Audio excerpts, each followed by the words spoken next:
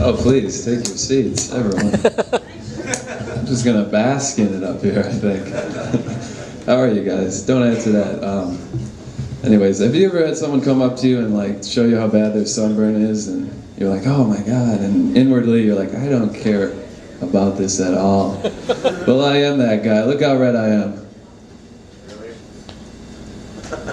There it is. Yeah.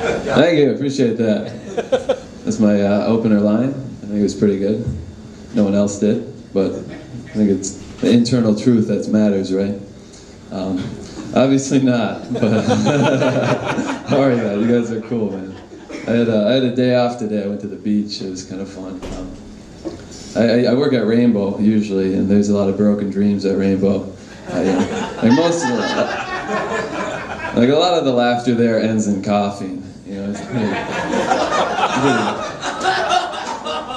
like that. Yeah, is that Adam? Oh, good. He may have evacuated. Where's Adam? Gone, dude. Oh yeah, he probably bailed pretty quick, man. I don't think he made too many friends with the Tool reference, but that's cool, man. He does his own thing. Anyways, no, yeah, it's kind of. I empathize with the customers that come in. You know, it's like a service thing, but sometimes it goes a little far. You know, someone will come up to me and be like, "Man, that corn is terrible. It's terrible." I was like, "Yeah, probably, man. It's probably pretty bad. Let's see if we have any more."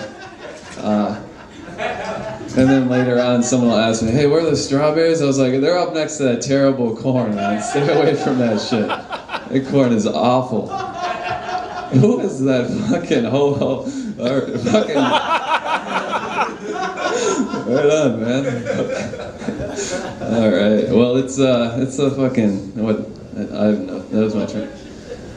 People are weird, though, man. Like, you know, customers, some of them, they treat you like you're an indigenous to the grocery store, you know? They just talk to you weird. Like, lady came up to me, she's like, "Hey, pea pods, do you got pea pods?" Like, lady, we got pea pods. I know what pea pods are, man. Just let me detach my catheter and I'll give you mine. Thank you, appreciate that. No ho ho ho.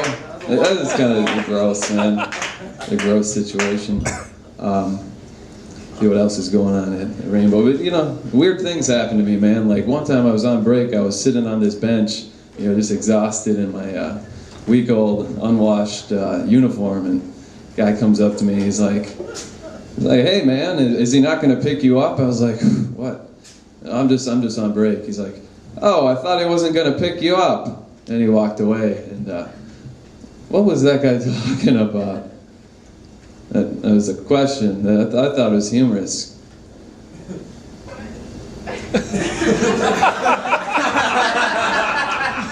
No gag, huh? All right. Well, this might be funny.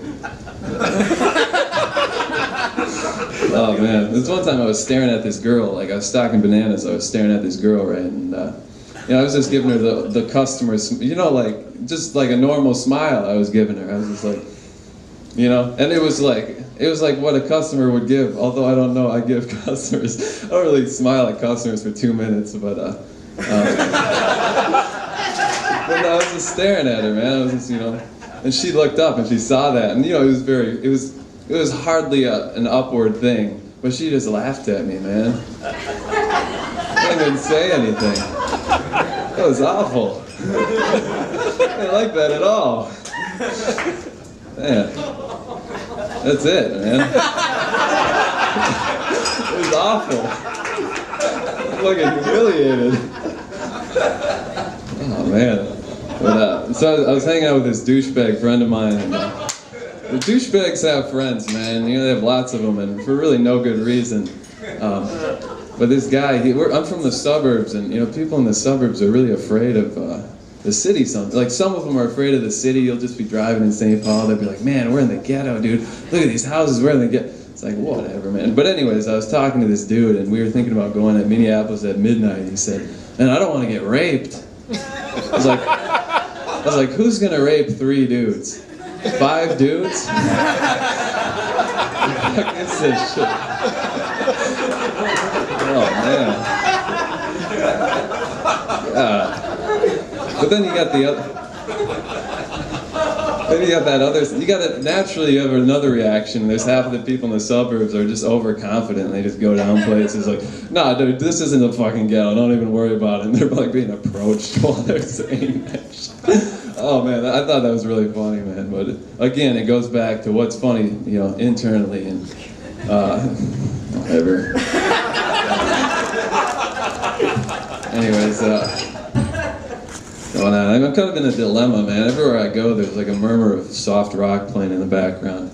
You know, I work at a grocery store, and it's just like old Billy Joel cycling through my subconscious. And then I go to the gas station, you got music there too. And I think the idea behind that is if you're like a professional and you have an office, you don't hear music. So when you go out and you know you go to the grocery store, you appreciate the music. But if you're in the lower echelon, like myself, you know, you just got that constantly, you know, and like, that's chicken.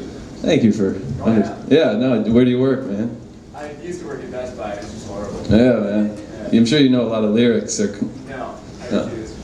You what? You refuse? It wasn't an option for me, man. They just fucking came in and I started singing them randomly, but this isn't going very well. But anyways, these things, they get stuck in your head, and you start to, you start to realize how insane some songwriter, just like the lyrics are nuts, man.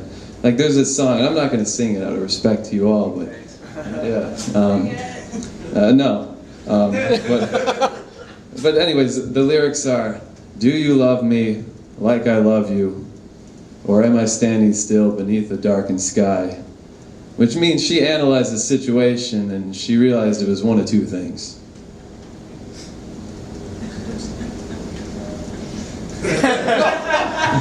Second time is not a charm. I think I stress people out with that joke. Really, you don't have to take it too seriously. You know, it's not funny. You don't have to, it's not the end of the world. You know, this is a fucking open mic, man. It's like suck.